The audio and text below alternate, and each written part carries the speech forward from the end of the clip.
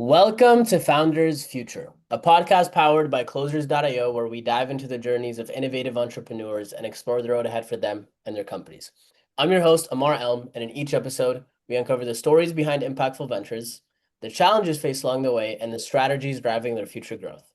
Today, we are absolutely thrilled to be joined by Jennifer DiMotta, a digital growth expert and the founder of Uprisors, a leadership and transformation company focused on upskilling and empowering individuals, particularly women, to thrive as strategic leaders in their organizations. With over 2 decades of experience leading multi-billion-dollar omnichannel businesses and a passion for building resilient, forward-thinking teams, Jennifer brings invaluable insights for today's episode. Jennifer, welcome to Founders Future. Thanks so much. I'm so excited to be here. I'm excited to dive in. I always like to start from the beginning. So take us on a little trip down memory lane to before you started Uprisors. What were you doing at the time? And then what was really the motivation behind starting the company? Yeah, sure.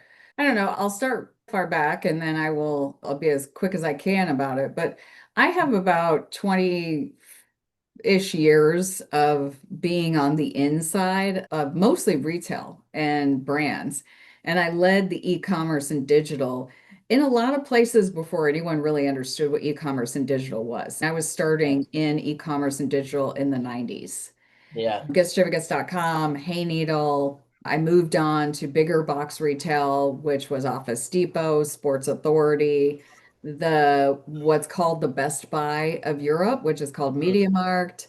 And I was essentially taking a really unknown entity, which is their e-commerce piece of their business, which was essentially not producing a whole lot in Yeah.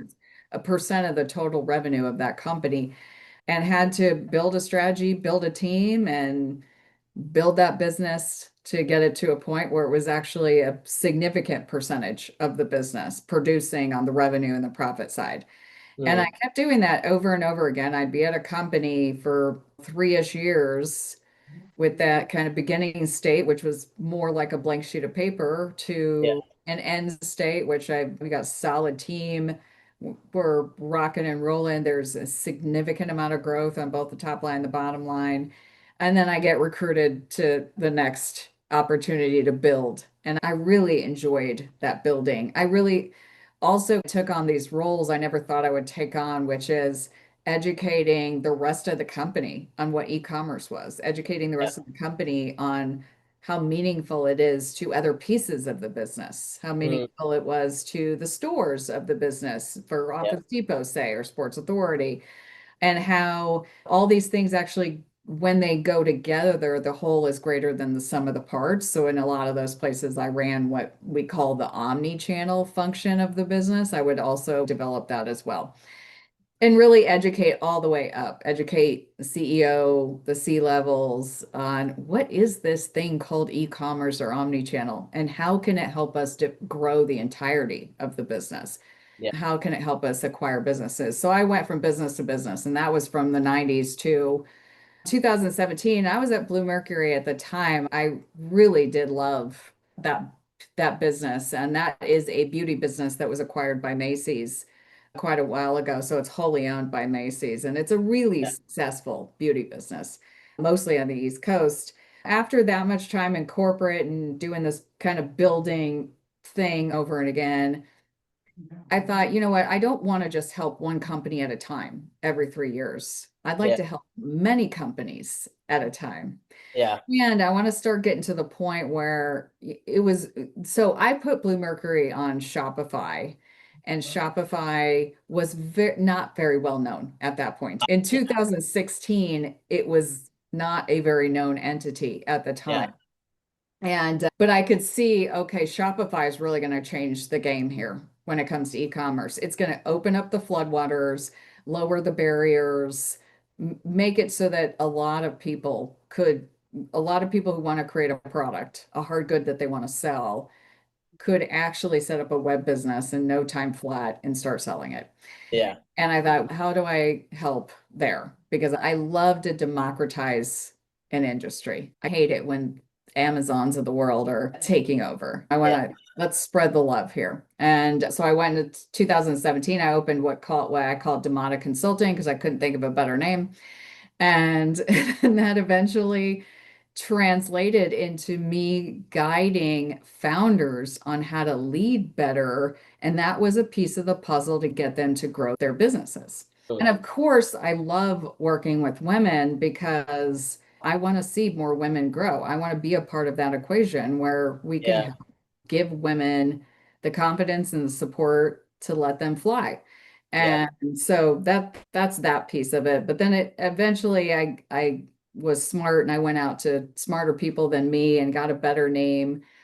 And they came up with Uprisors, which I love. And that has now translated into essentially working with founders, a lot of women, but founders on how to help them grow. And like I said, a good chunk of it is them becoming better leaders Hmm. who that translates into business results success.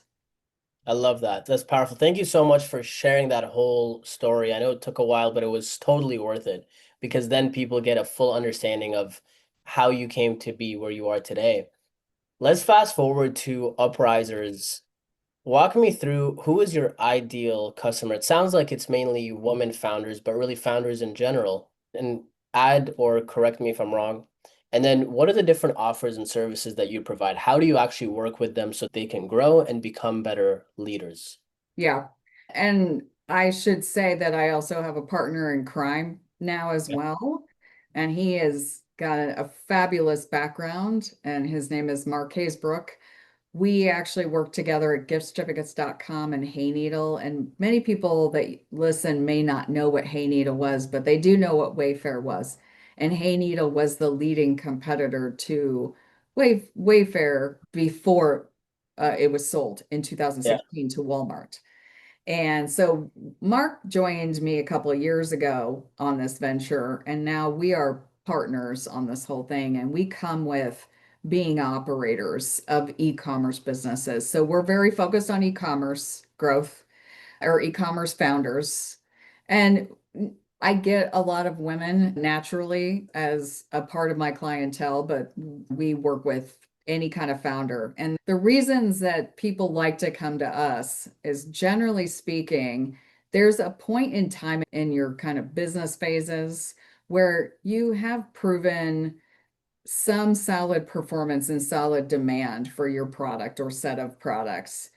And you've gone through that sort of stage, and now you're in this next stage where your sales have slowed. They possibly have even hit a plateau or maybe even declined. Or maybe your sales are still growing slightly, but now your profits are eroding. It's costing you more to acquire those sales, Mm, essentially. And you're starting to go, what happened? I had this great little business. I had these great little products. I was making a profit, and all of a sudden I'm trying to take it to this next level and I'm not profitable. Sales have slowed. Maybe I even tried, this is another thing, I even tried hiring a leader okay. in my company because I thought, oh, I'm big enough. I need a COO or I need a CMO, and that failed. This I can't tell you how many founders they hire these leaders and like that just totally failed. They failed on their face.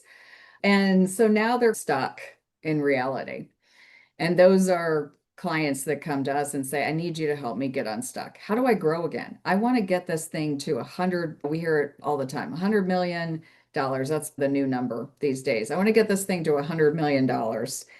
And there's almost always a way to help them to get to $100 million. The Yeah. fact is, we've done it because Mark and I did it together by taking Hay Needle from literally nothing. It was a $18,000 revenue hammocks.com site that turned into a $400 million business in no time. Wow. I've taken Sports Authority from 50 million to 250 million in 2 years. Wow. Blue Mercury from 1 to 16 million and growing aggressively in 2 years. Other businesses, generally speaking, from 20 to 50 is in 3 years is our most of the rhythms that we find. And the reality is some of it is based on our expertise. We've already made the mistakes. We've already made the failures Yeah. happen. The other expertise is we know what to spend money on and what not to spend money on. I can't Yeah. tell you how many times I look at them like, why did you spend money on that Yeah. thing? And I help them like, listen, I'm going to make sure you don't make all these same mistakes I made 10 years ago. 100%. Yeah, they really hire us because we've done it several times, and we know how to help them go straight to successes. And we're also both financial experts. We know how to help them look at their business from a financial perspective and make decisions from that perspective, and keeping their kind of emotional ties to the product in mind, but then bring in that objective financial state of mind. Yeah.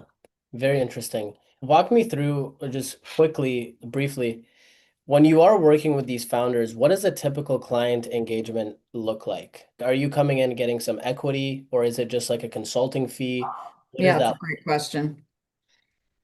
It's really going to depend, but the first thing we like to do is a pretty deep dive assessment. We're not talking, let's just skim the surface here. We Yeah, like to spend about 30 days in the business and really understand the business, the got it. financials, the people, the dreams of the founder. Where do they want this to go? Why did they start it in the first place? And then some of the operational elements. How's the marketing performing? What about the inventory cycles? Some of those deep dive retail-y type things. Yep, And we output an assessment, and then we determine based on what we believe, basically from that output and from what their dreams are, if it would be better for them if they just paid us as a consultant, a straight fee, or if we thought an equity would be a better got solution it. for them. Okay, very interesting. So it's not a traditional consulting route. It can be customized depending on the person that's in front of you, it sounds. Yeah. Yeah. Okay. Some, honestly, we got to know where the founder's head is at, what they want. Some of them are like, you know what, I really need an equity partner. I hear this quite a bit actually, is I don't want to be the CEO of my own company. I am great at creative and producing or creating products and being a creative director, and I want to manage my brand Yeah, assets and things like that, but I don't want to run the financials of this business. I don't want to help, I don't want to manage people. And sometimes if we step back and we say, okay, where are the holes and how can we plug in based on those gaps? And would that help solve and help them grow again? Then got that it. gives us the answer to the question, really.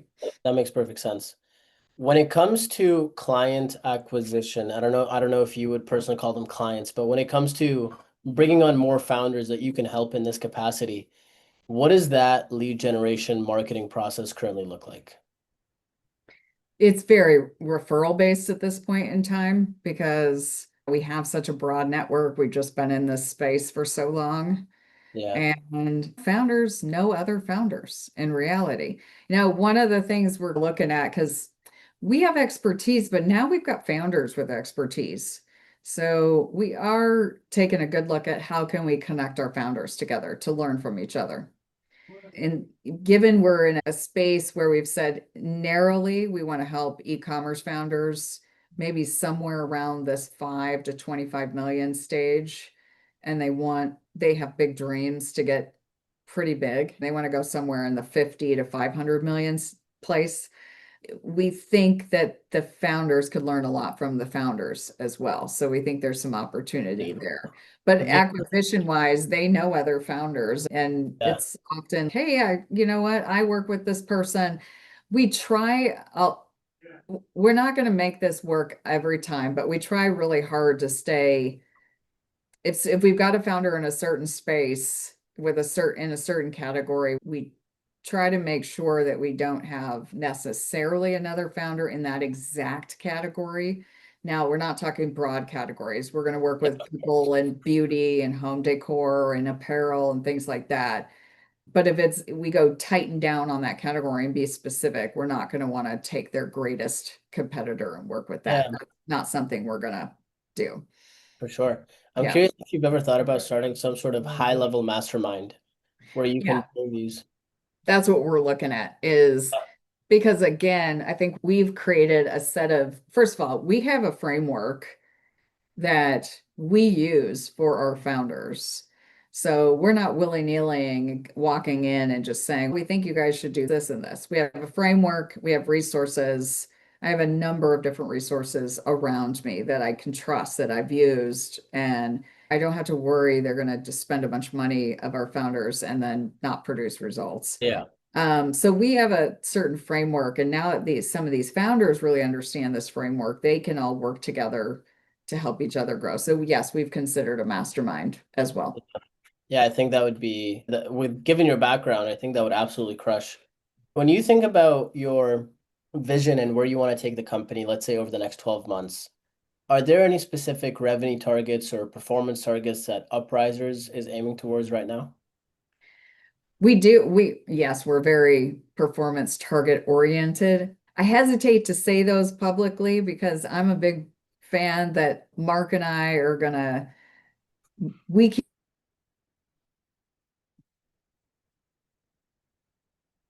ourselves and then but we get to, You cut out there, but now you're back. oh, I'm sorry. So we have targets, but we keep those to ourselves. We don't really So share those with the world if you could, yeah, I'm sure you understand why. I Yeah, completely respect that. yeah.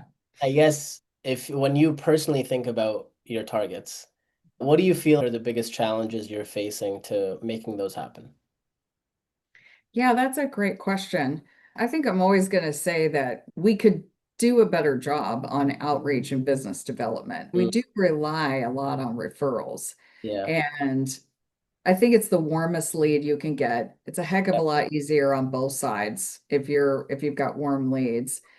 We could do a better job, and that is Yeah. probably going to be a hurdle for us in the future is how do we get better at this sort of cold outreach? Yeah. Yeah, yeah. It's interesting you bring that up because I had a gentleman on earlier this week and he said the same thing. The majority of his business comes from referrals and word of mouth. And he said they're super high intent, super high like, know, and trust factor. Yep. But he expressed frustrations with, hey, Ammar, it's just not predictable. It's not consistent.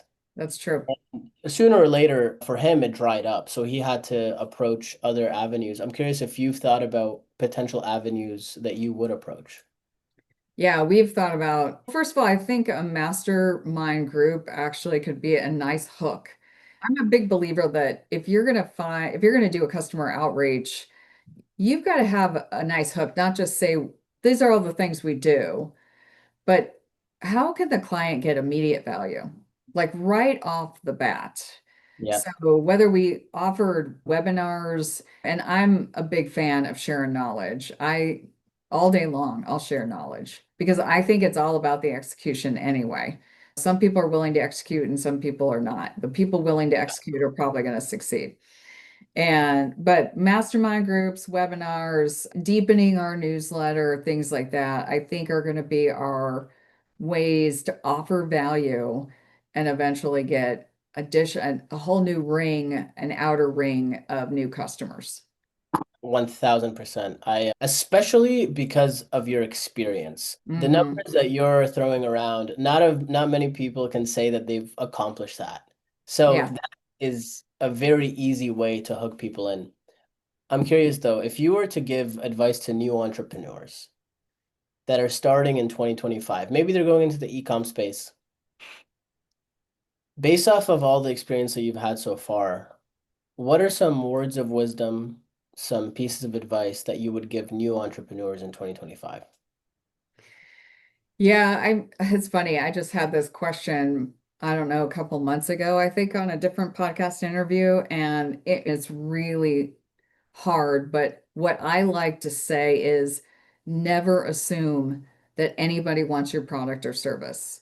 And so you've got to have the mindset that you want to create something amazing. You think people are going to want it, but don't assume. And so what you do instead is you create that product or you create that service and you use every bit of your network to test and see if this product has some life in it and reiterate and get feedback from this network. A lot of people can be a little bit in fear of using their network, like they're abusing their network.